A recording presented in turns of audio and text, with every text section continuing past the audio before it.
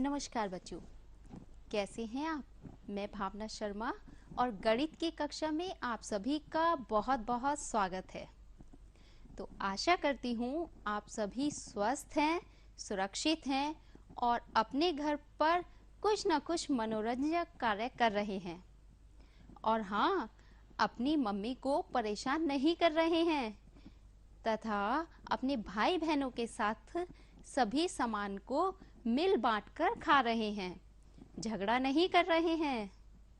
क्योंकि पिछले पाठ में हमने आपको बता दिया था कि कैसे आप किसी भी चीज को बराबर बराबर भागों में बांट सकते हैं, जब हमने पिछली बार भिन्न की बात की थी।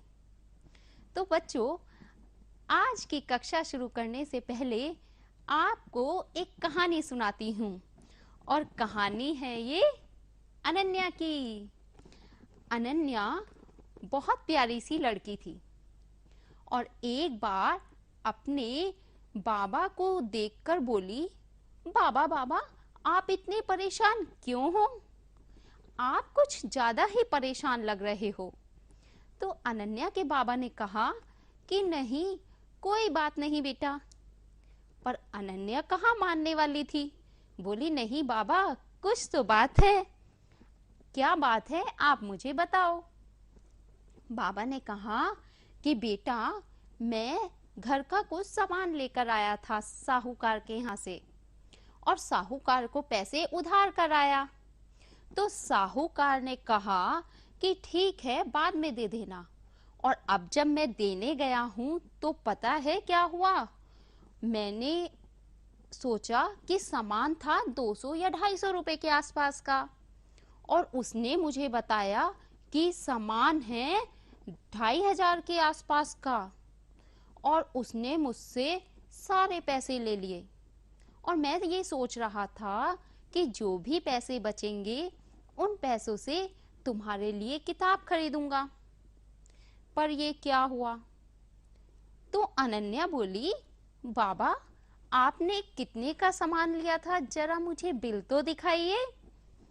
अब बाबा ने अनन्या को दिखाया कि साहूकार ने ये दिया। तो ये देने के बाद में इस पर लिखा हुआ था। देखकर अनन्या थोड़ी सी मुस्कुराई और बोली, चलो बाबा, साहूकार के पास चलते हैं। अब अनन्या अपने बाबा को लेकर पहुंच गई साहूकार के पास। साहूकार नोट गिन रहा था। तो अनन्या ने कहा, नमस्ते अंकल, कैसे हैं आप? तो साहूकार देखते ही बोला, अरे तुम कैसे आई हो? तो अनन्या ने कहा, बाबा को जो आपने पैसे दिए थे उसका हिसाब कुछ गड़बड़ था। तो साहूकार बोला, नहीं नहीं, सब ठीक था, तुम जाओ यहाँ से। तो अनन्या ने कहा, अरे अंकल सुनो तो, आपने जो बाबा को पैसे दिए थे उसमें तो केवल 245 रुपए थे। तो साहूकार ने कहा, नहीं, 2455 रुपए थे। अब अनन्या ने कहा, अंकल आप देखिए, जो ये है आपने बिल दिया था, इसमें यहाँ पर दशमलव है और उसके बाद में तो 50 पैसे हो जाएंगे, तो ये तो केवल 245 रुपए हुए। साहूकार ने कहा अनन्या की तरफ देखकर, क्या तुम स्कूल जाती हो?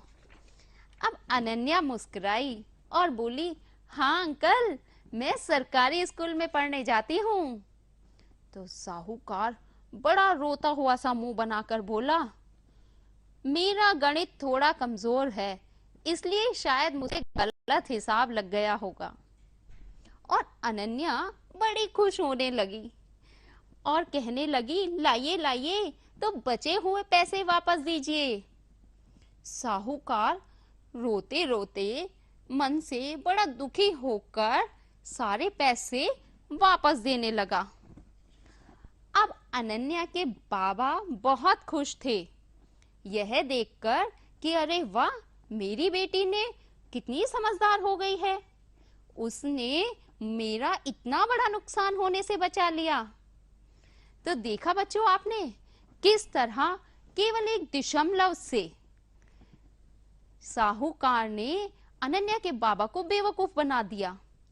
अब बात आती है दशमलव की, तो देखा दशमलव कितना बड़ा रोल प्ले करता है हमारी जिंदगी में, सभी गणित में। अब दशमलव होता क्या है बच्चों? दशमलव एक छोटी सी बिंदी की तरह होता है, जिसे हम इंग्लिश में डेसिमल भी कहते हैं, इसको कहते हैं। अब 1/10वां हमने इस वाले, ये जो हमारा कलर्ड भाग है, रंगीन भाग जो है, इसको हमने कहा 1/10वां। इसी तरह जब हम इसको घुमा देते हैं और ये 2 भाग हो गए, तो दोनों भाग 1/10 और 1/10 कहलाएंगे। और बच्चों इस 1/10वें भाग को जानते हैं हम क्या कहते हैं? इसको हम कहते हैं दशमलव 1। कुछ इस तरह आप देखिए, ये आपको दिखाई दे रहा है दशमलव 1। अगर हम इसी को 2 भागों में बांट देंगे तो यह हमारा कुछ इस तरह से आएगा। दोनों भागों को अलग अलग दशमलव 1 और दशमलव 1 कहते हैं। इसमें हमें एक विशेष बात का ध्यान रखना होता है कि जब दशमलव से पहले कुछ नहीं होता तो उसमें हम क्या लगा देते हैं? 0 लगा देते हैं। तो उसे हम पढ़ेंगे 0.1। इसी तरह जैसे जैसे हम इसके भाग बढ़ाएंगे, यहां पर ये 3 भाग हो गए हैं।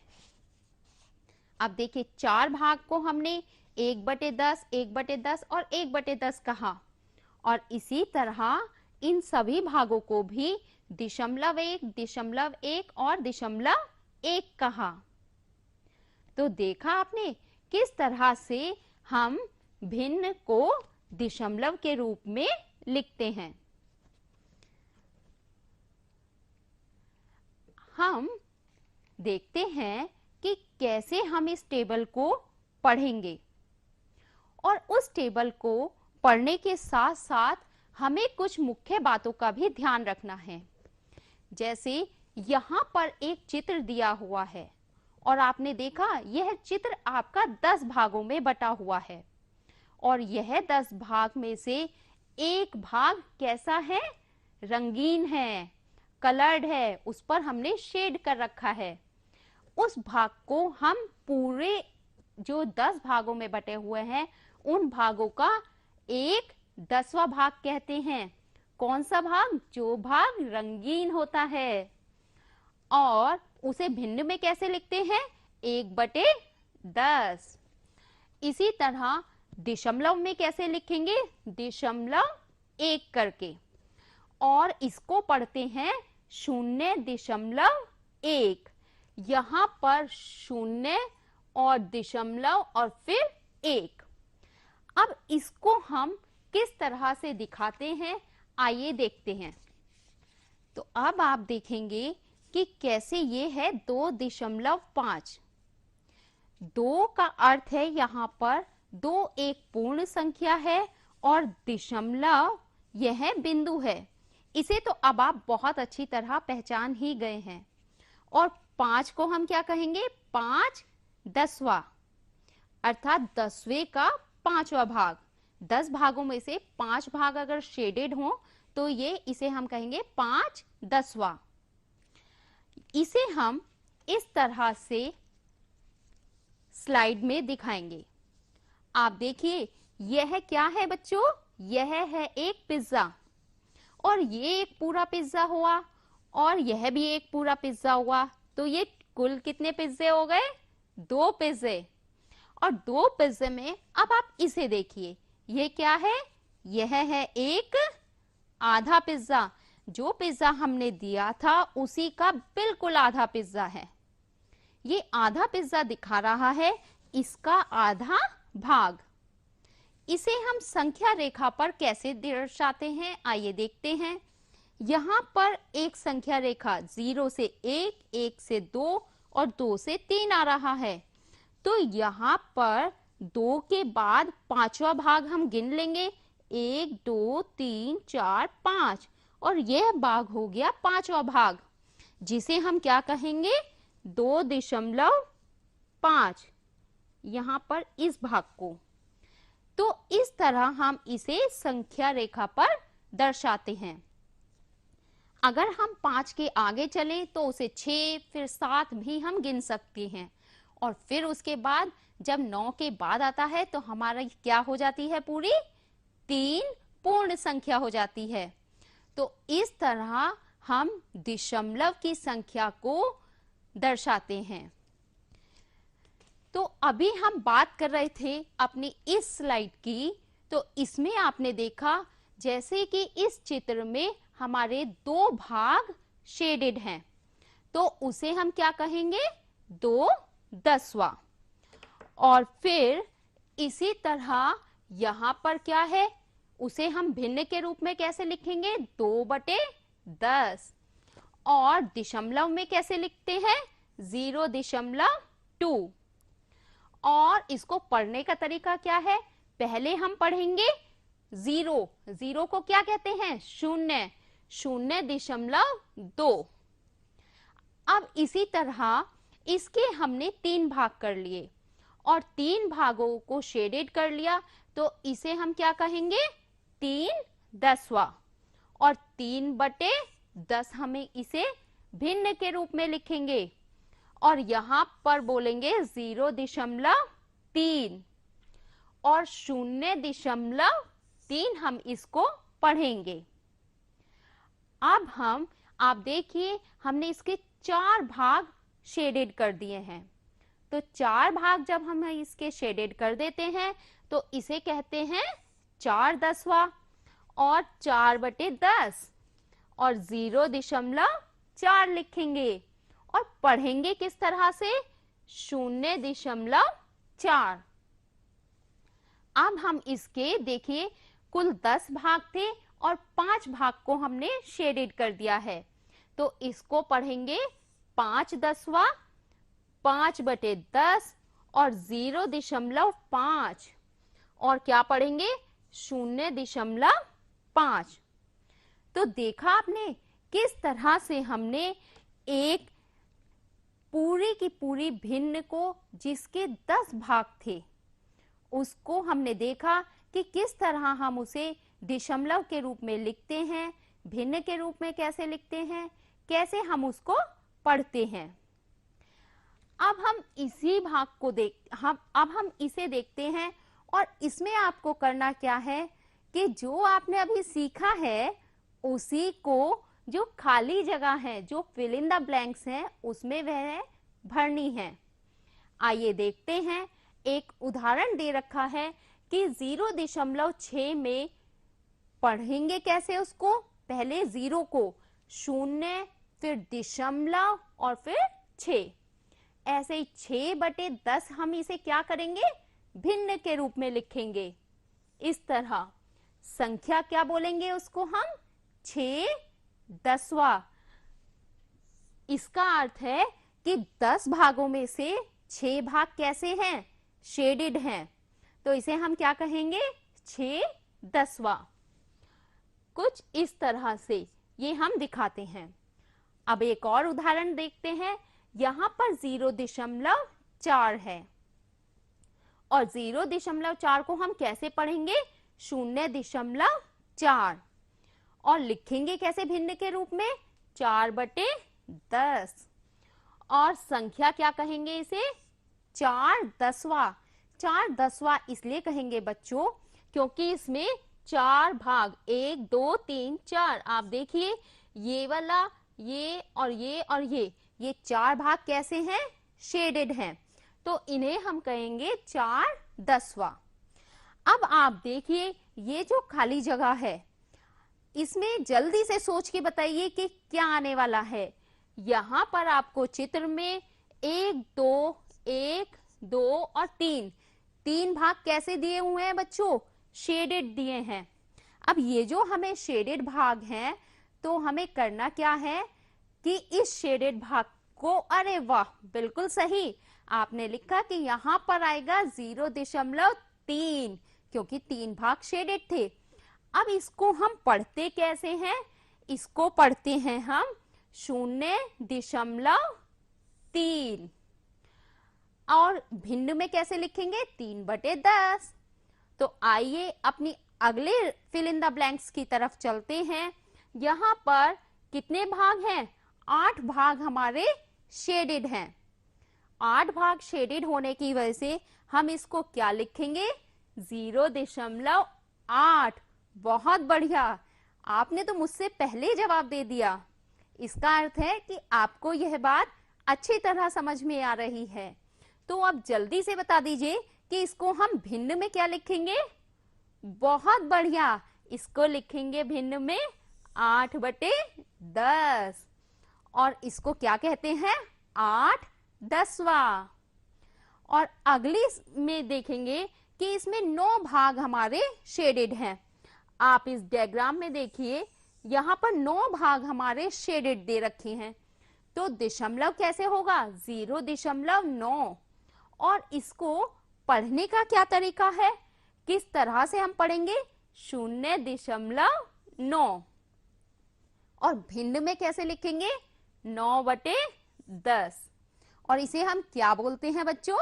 9/10। तो आपने देखा, जितने भाग हमारे शेडेड होते हैं उतने ही भागों को उसी के अनुसार हम लिखते हैं और पढ़ते हैं। अब हम एक और देखते हैं, इसमें हमें क्या बात ध्यान रखनी है। यहाँ पर आप देखिए, एक टेबल आपको दी हुई है, और इस टेबल में क्या खास बात है? इस टेबल में एक भाग, ये टोटल हमारे कुल 100 भाग हैं, और इन 100 भागों में से ये जो एक भाग है ये हमारा कैसा है? कलर्ड है। और इस 100 भागों में से एक भाग कलर्ड होने का अर्थ ये है बच्चों कि इसे हम क्या कहेंगे? 1/100। एक भाग रंगा हुआ है। अगर इसे ही हम दूसरे भाग को भी यहां पर रंग देते हैं कुछ इस तरह, तो इस भाग को हम क्या कहेंगे? इसे भी हम कहेंगे 2/100, क्योंकि ये कुल 100 भाग हैं और 2 भाग रंगे हुए हैं। तो बिल्कुल इसी तरह जैसे हमारी टेबल में दिया हुआ है, यहाँ पर हम एक रंगीन खाना, तो जब एक रंगीन खाना की बात करते हैं तो 1/100 कहते हैं। अगर 2 रंगीन खाने की बात करते हैं तो 2/100 कहते हैं। और 10 रंगीन खाने, 10 मतलब ये यहां से लेकर इस पूरी लाइन की हम बात कर रहे हैं। अगर हम इस पूरी लाइन को यहाँ पर रंग देते हैं तो इसे हम कहेंगे 10/100। अर्थात इस पूरी टेबल का 10 भाग हमारा रंगा हुआ है। कितने भागों में से? कुल 100 भागों में से। और अगर हम इसी तरह 11 भाग को रंग दें तो क्या कहेंगे? 11/100। 12 भाग को रंग देते हैं तो 12/100। तो जितने भी भाग को हम रंग देंगे वो बटे कुल भाग। आइए देखते हैं इस टेबल में, यहाँ पर एक रंगीन खाना हमारा हो चुका है, 2 रंगीन भाग हो गए हैं, और 10 रंगीन भाग को हमने 10/100 लिखा और 10/100। और लिखने का दशमलव में कैसे लिखेंगे? 0.10। और बिल्कुल पढ़ेंगे कैसे? 0.10। यहाँ पर बच्चों आपको ध्यान रखना है कि हम इसे 0.10 नहीं पढ़ेंगे, इसको हम पढ़ेंगे 0 के बाद दशमलव, और दशमलव के बाद हमारा 1 लिखा हुआ है तो उसे हम 1 ही पढ़ेंगे। 1 और 0, ये इस तरह से। ऐसे ही जब हम 11 रंगीन भाग की बात करते हैं तो 11/100, 11/100 और 0.11। तो इसे हम कैसे पढ़ेंगे बच्चों? इसे हम पढ़ेंगे .11। आपने देखा, इसे हमने 11 नहीं पढ़ा, दशमलव के बाद हम एक एक संख्या को अलग अलग पढ़ते हैं, 1 और इसे तो बोलेंगे 11/100। देखिए, अब हम एक और टेबल लेते हैं और इसमें हम क्या करते हैं बच्चों, इसमें हम इसको हल करके देखते हैं। जैसे भिन्न के रूप में 1/100 क्या होगा, 1/100। तो 1/100 और दशमलव भिन्न में हम उसे कैसे लिखेंगे, 0.01। इसी तरह 0.01 और 100 बराबर खानों में से कौन सा भाग रंगा हुआ है, 1 भाग रंगा हुआ है। बिल्कुल इसी तरह अब जब हमारी बात चल रही है 2500 की, तो जब हम 2500 की बात करते हैं तो उसे कैसे लिखेंगे, 25/100। और अब हम इसे देखते हैं कि दशमलव भिन्न में कैसे लिखेंगे, तो दशमलव भिन्न में लिखेंगे 0.25 और पढ़ेंगे कैसे इसको हम, 0.25।